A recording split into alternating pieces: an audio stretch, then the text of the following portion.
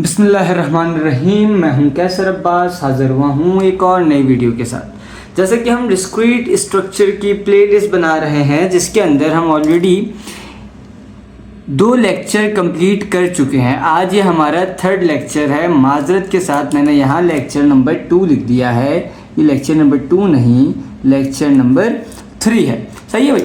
तो इसके अंदर हम कुछ एग्जाम्पल सॉल्व करने वाले हैं, जिसके अंदर हम चेक करेंगे कि भाई कॉन्ग्रुएंट कोई नंबर, कोई डिजिट कॉन्ग्रुएंट किसी और डिजिट के है या फिर नहीं है। सही है भाई। तो आज हम कॉन्ग्रुएंसी चेक करने वाले हैं।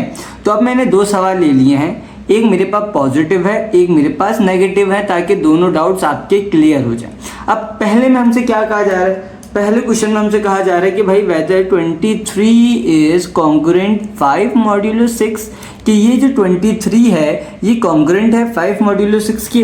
तो हमें सबसे पहले इसकी एक इक्वेशन टाइप बनानी पड़ेगी। तो हम लिख सकते हैं 23 कॉन्ग्रुएंट की जगह पे सिंबल उसका आ जाएगा, और क्या है उसके बाद 5 मॉड 6, ऐसा ही। अब क्या करें? ऑलरेडी मैं लेक्चर नंबर 1 के अंदर आप लोगों को सिखा चुका हूं कि किस तरीके से कॉन्ग्रुएंट चेक किया जाता है, लेकिन एग्जाम्पल के तौर पे मैं वापसी आप लोगों को सिखा रहा हूं। तो हम कैसे चेक करते हैं कि 23 को मैंने यहीं पे लिखा रहने दिया, और उसके बाद ये जो 5 है इसको मैं यहाँ लाकर इससे सब्ट्रैक्ट करके चेक करूँगा। क्या करके चेक करूँगा? सब्ट्रैक्ट करके चेक करूँगा। उसके बाद जो भी आंसर आएगा मैं उसको इस मॉड से क्या करूँगा? डिवाइड करूँगा। यानी मैं लिख सकता हूँ 23 - 5 कॉन्ग्रुएंट टू मॉड 6। सही है। तो 23 - 5 मुझे मिलेगा 18, ऐसा ही है। और 18 इज कॉन्ग्रुएंट टू मॉड 6। अब मैं अगर इसको 18 को डिवाइड बाय 6 कर दूं तो मुझे क्या आंसर मिलेगा?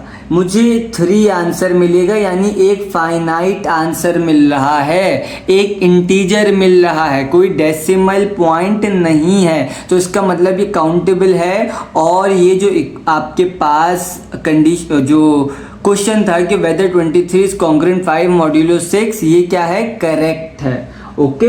अब हम बढ़ने जा रहे हैं क्वेश्चन नंबर 2 की जानिब, जहां पे हमसे बोला जा रहा है कि भाई डिसाइड करो कि -29 आर कॉन्ग्रुएंट टू 5 मॉड्यूलो 17। तो क्या करूं मैं? वापसी अपने पास एक इक्वेशन टाइप बना लूं। ये -29 आ गया, कॉन्ग्रुएंट की जगह उसका सिंबल आ जाएगा। उसके बाद क्या है मेरे पास? 5 मॉड्यूलो 17। ओके। तो अब मैं क्या करूं? इसको यहाँ लाकर सब्ट्रैक्ट कर लूं, तो ये मेरे पास -29 - 5 हो जाएगा, और ये कॉन्ग्रुएंट मॉड 17 रह जाएगा इधर। ओके। अब -29 को मैं -5 करूं तो मुझे आंसर मिलेगा -34, ऐसा ही है। ये देख लें भाई, माइनस माइनस प्लस होता है, -29 - 5, तो ये मेरे पास -34 आ गया। उसके बाद मैं congruent mod 17 as it is लिखूंगा। अब अगर मैं इसको इससे डिवाइड करके चेक करूं, यानी -34 को मैं डिवाइड करके चेक करूं 17 से, तो क्या मेरे पास एक कांस्टेंट या एक इंटीजर नंबर मिल रहा है? तो मैं चेक कर लेता हूँ। ये मेरे पास -34 को डिवाइड बाय 17, तो ये मुझे आंसर मिल रहा है -2, यानी एक काउंटेबल वैल्यू है। डिस्क्रीट स्ट्रक्चर में हम क्या देखते हैं कि हमें आंसर जो मिल रहा है वो एक काउंटेबल है या नहीं है, कंटिन्यूस तो नहीं है। तो ये -2 कंटिन्यूस तो नहीं है, बिल्कुल नहीं है। ये एक काउंटेबल वैल्यू है जिसको हम काउंट कर सकते हैं। सही है भाई।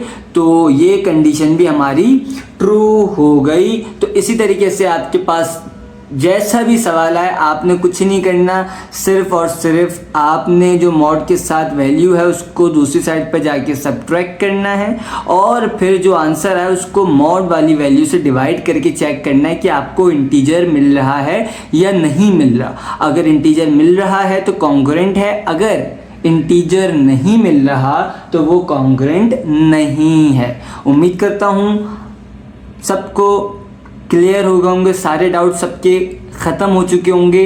अगर वीडियो अच्छी लगी तो अपने फ्रेंड्स के साथ शेयर करें। चैनल को अगर सब्सक्राइब नहीं किया तो चैनल को सब्सक्राइब करें ताकि इसी तरह की इन्फॉर्मेटिव वीडियोस आपको मिलती रहें।